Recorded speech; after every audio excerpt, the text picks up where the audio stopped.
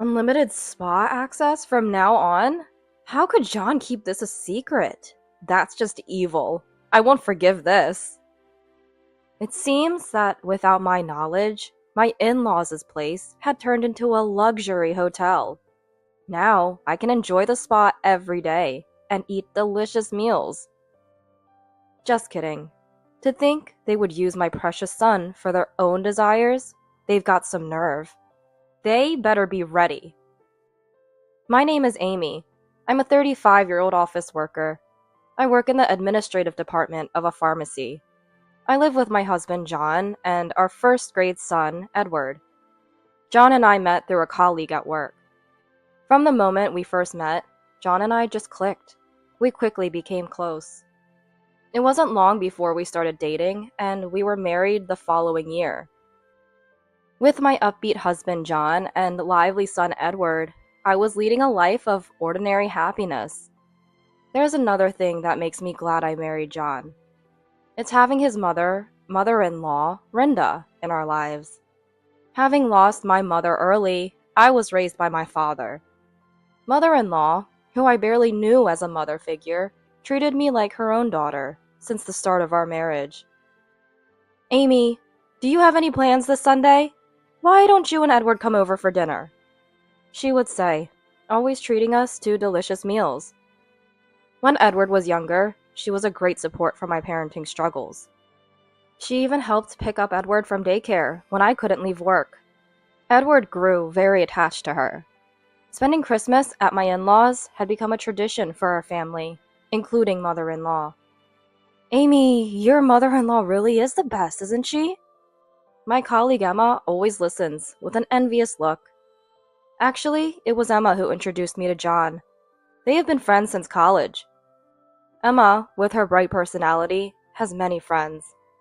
We joined the company together and are close enough to share work frustrations, family matters, and personal issues. The pharmacists and the other staff are kind, and the company has excellent benefits.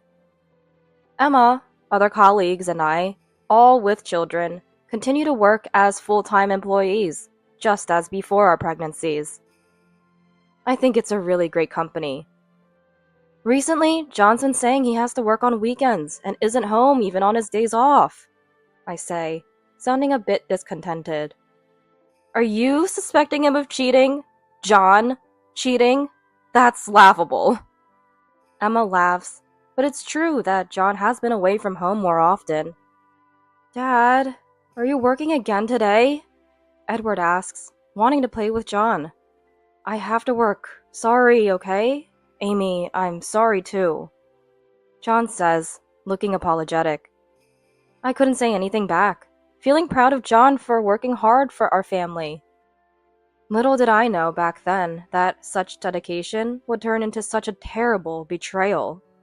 Working on weekends. Rock, paper, scissors! Ugh, the worst!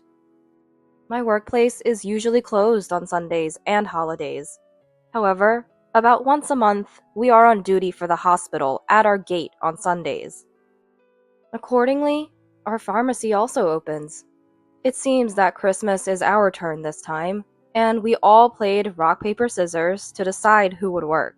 Unfortunately, I lost. I wanted to spend Christmas at my in-laws, but no choice. I have to do my best. Once Edward started elementary school, I couldn't escape from the PTA. And unfortunately, I lost in rock, paper, scissors again, and ended up as an officer. Really? This is just too much, I muttered to myself, only to be chuckled at by the friend sitting next to me. It's not funny, I said to her. She laughed and apologized, saying sorry. This woman is also an officer, and we met at the daycare. Her son Henry and Edward are very close, and our families have become friends. We used to go on trips together, though we've been too busy lately. Her husband Tom is also a kind and gentle person. Her name is Isabella. I call her Henry's mom, or Isabella. By the way, Isabella, thanks for playing with Edward in the park last Sunday when I had to work. When I had to work on weekends, John would take care of Edward. Today I played with Henry in the park, Edward told me. When I asked John about it, He said that he ran into Henry and his parents at the park by chance and played together. Really? I asked John, but his vague response frustrated me. By the way, mother-in-law called and said she's looking forward to Christmas. I can't make it, but have fun. I can't go because of work, so it looks like Christmas will be without me this year. Mother-in-law sounded very disappointed when I told her I couldn't come. But maybe I'll put John to work and have him do a thorough house cleaning. It's been a while, she said, sounding quite excited about the idea. Feel free to use him as much as you like. I laughed as I talked with mother-in-law. It was close to Christmas when this happened.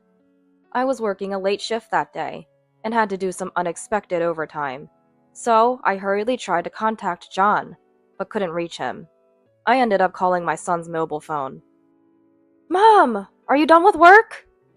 Edward answered the phone with a cheerful voice, happy to hear from me. Sorry, Edward, Mom is working late. Can you put Dad on the phone? But Edward said John wasn't there, wondering where they could be. Hello, Amy? It must be tough working so late. John called and said he's going to be late because of work, mother-in-law said. She told me that while she was preparing dinner at her house, John called her. Sorry, Mom. Amy's on a late shift, and I should get home early, but I have to work overtime. Please help. After saying that, John hung up and couldn't be reached again. I was furious with John's actions.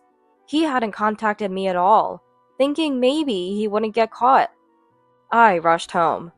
John still hadn't returned, and at the dinner table were mother-in-law and Edward eating.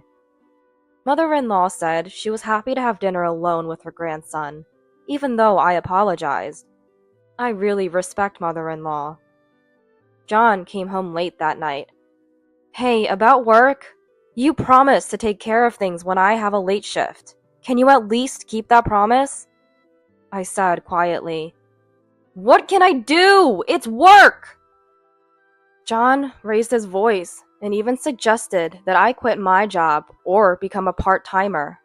When John met me, he praised me for working in healthcare. That John, who said such nice things, is no longer here. Our current lifestyle is also thanks to my income. Even though I'm an equal partner to John, he's been doing less housework and recently hasn't been taking care of Edward either. And this guy probably... Hey, you're not cheating, are you? I looked at John with cold eyes. There's no way! You're overthinking, Amy. He suddenly changed his tone and put his arm around my shoulder. That said it all. John has always tried to appease me like this when he's lying or feeling guilty. How dare he cheat? He better be prepared. I was glad Edward was asleep.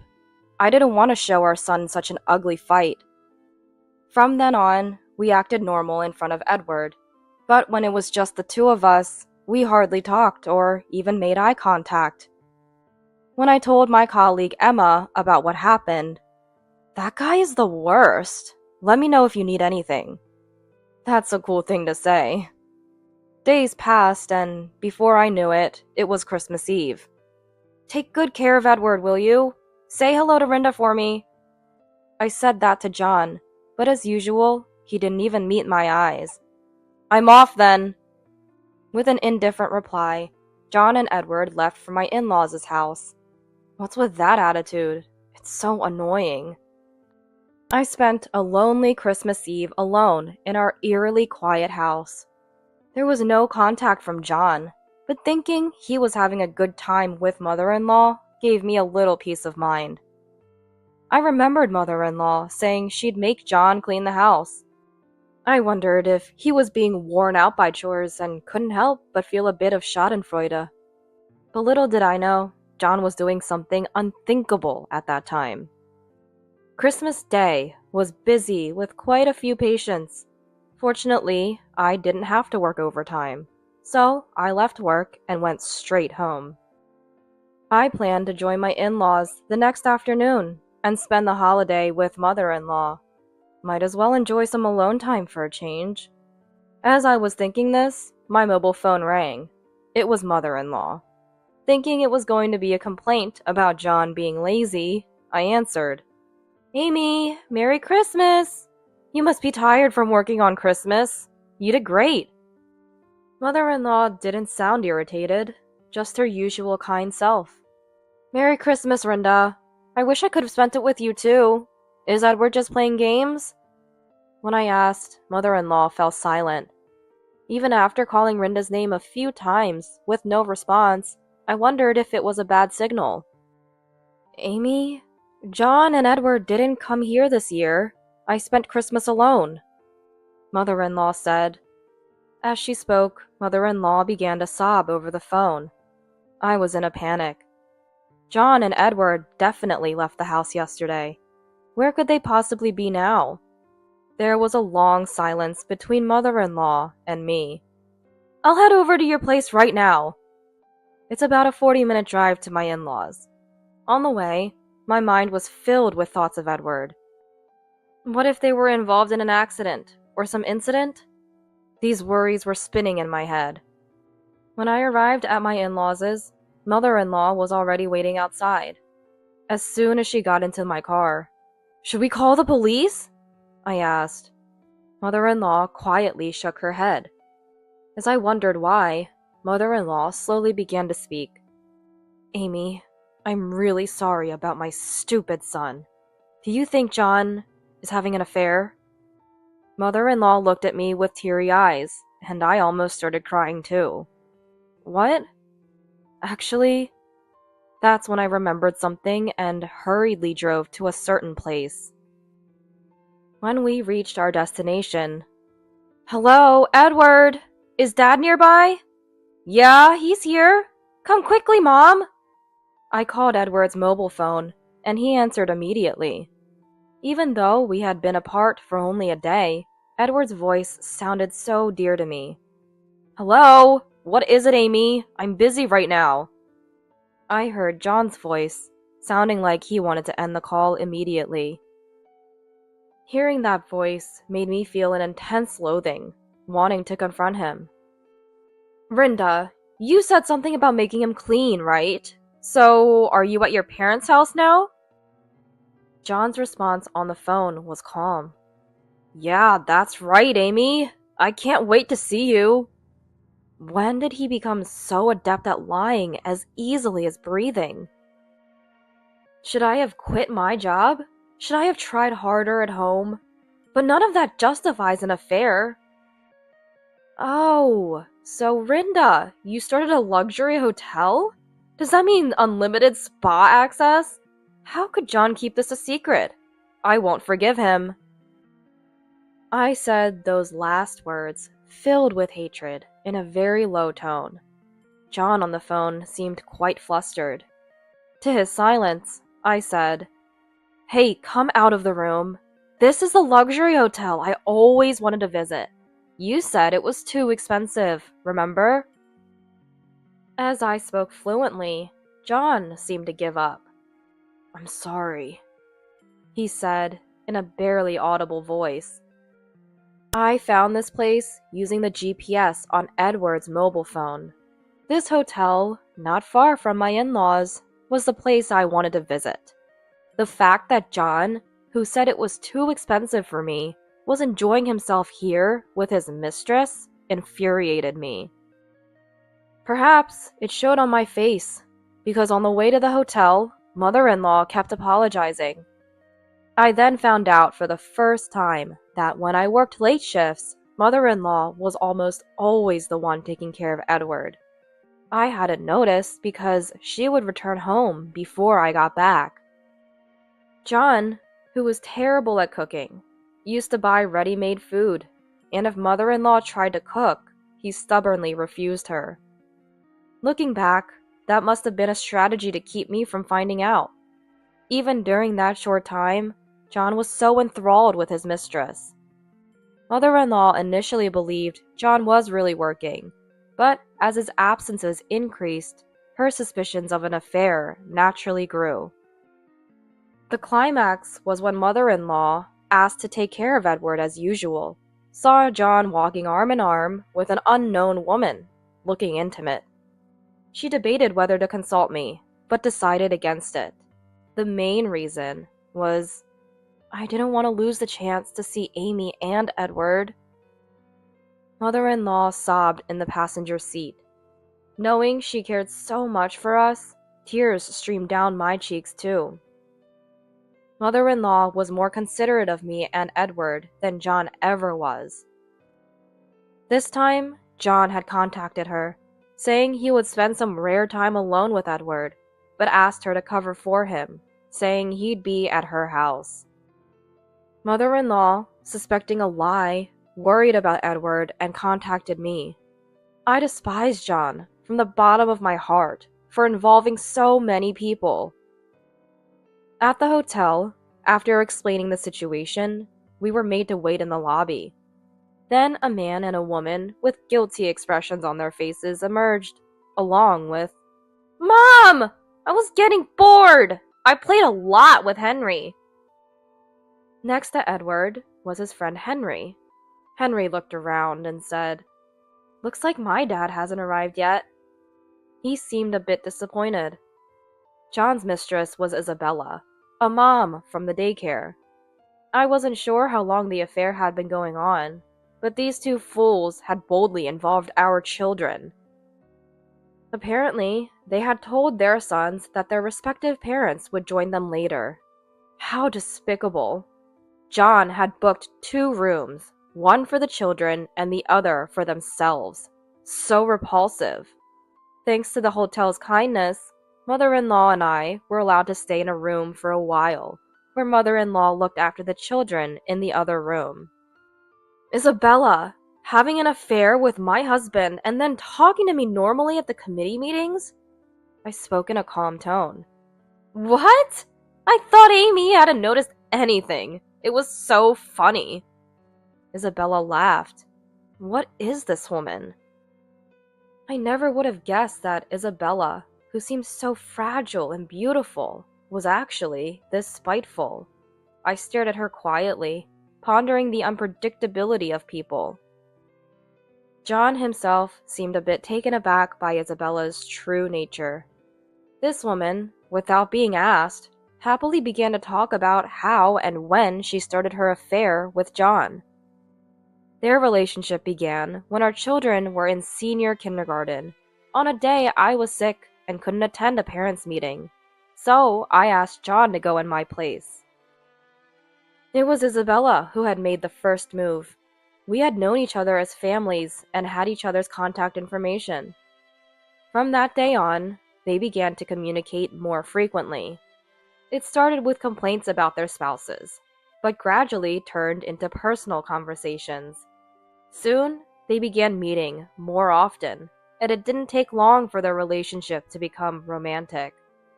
But now it's all over. What a pity! Isabella chuckled. To her nonchalant attitude, I said, "You seem quite relaxed for someone about to face serious consequences." Ignoring her surprised, "Huh?" I stood up decisively. To my bewildered husband, I said, "Come on, get up and check out. I've called a ride for you, so get ready quickly." I smiled slightly and left the room. Seeing Isabella's face twitch a bit from my remark felt satisfying. Now begins the hellish drive. The trip isn't over until we're home. After checking out, as we headed to the parking lot, "Ah, Dad!" Henry ran joyfully towards the person he was waiting for. It was, of course, Henry's dad, Tom, Isabella's husband. "Henry, sorry to keep you waiting. Have you been good?" Tom said in his usual calm manner. "Dad, can Edward and I go home first? Mom and you need to talk," he said gently, and the 2 boys happily got into my car. "Thank you. We'll have a long talk on the way home," I said, glaring at Isabella. I had learned from contacting Tom that he was supposedly at work, and Isabella had lied about visiting her parents far away to come here. Both of them are utterly despicable. I was forced to come here. John threatened to use Edward to ostracize Henry at school if I didn't. Isabella started with a shallow lie. Really? You seemed so eager to tell me everything just a while ago. Let's let Tom hear it too. I placed the voice recorder with our earlier conversation in Tom's hand. As she desperately tried to grab it, I said, "Don't bother. I have another copy, just for myself." Smiling, I got into my car. From behind, John's pathetic voice called, "Wait! What am I supposed to do now?" John called out to me in a pathetic voice from behind. "Go home alone? Oh, but I thought you might feel lonely, so I arranged a ride for you too." "What?" I said this and pointed behind John as I drove away. Standing behind John were my colleague Emma and her husband, who was also a friend from college. Apparently, John owed him a big favor and couldn't stand up to him. I glanced over and saw they were already scolding him. Emma gave me a look that said, "Leave it to me." Though my husband was a disappointment, I was lucky to have supportive people around me. As I expected, everyone's ride home was hellish. Isabella desperately denied her relationship with John in the car, but no one believed her with the voice recorder playing. She eventually admitted to having other affairs. I don't know if John was serious, but he was the one being played from the start. The reason Isabella targeted John was so petty, because Edward got the lead role in a school play over Henry. I was furious. I planned to make him pay a hefty alimony. Henry's custody went to Tom, of course. He said he was going back to his parents' place, a bit far away. John came home late that night, looking like a ghost. Seems like he got a good scolding from Emma and her husband. John always said his college friends were very important to him, as if it were a mantra from the beginning of our marriage. Now, because of this incident, John probably won't be invited to their gatherings anymore. It's nothing but karma. He brought this upon himself. He should regret it. What angered me the most was that every time he met his mistress, John told Edward, "Today's a secret between us men, okay? Don't tell Mom." That's what he used to say. Edward kept that promise and never told me anything. When I found out, I was moved to tears. John and I successfully finalized our divorce.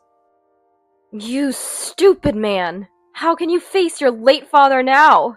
Don't ever show your face again!" Mother-in-law said, and slapped him. John finally realized the gravity of his actions and cried like a child. But my heart didn't waver. Afterward, John requested a transfer to a branch outside the prefecture. He paid the alimony and is keeping up with child support. As for me and Edward, we're living with mother-in-law at her place. I considered returning to my parents' home, but my father has remarried and has a new family. Living together would be impossible. Mother-in-law suggested we stay with her until our lives stabilize. People are often surprised by our unique relationship, but I still cherish mother-in-law like my real mother. I hesitated about what to call her, but I still call her Rinda. We're keeping it a secret, but we plan to celebrate her 60th birthday at that hotel. I splurged and booked the most expensive room. This should turn the unpleasant memories into enjoyable ones. My job became far, and Edward had to transfer schools, but Tom's parents lived near our former in-laws, so the boys ended up in the same school again. That was a surprise. Once things settle down, I might rent an apartment near work, but for now, I want to cherish this time a little longer.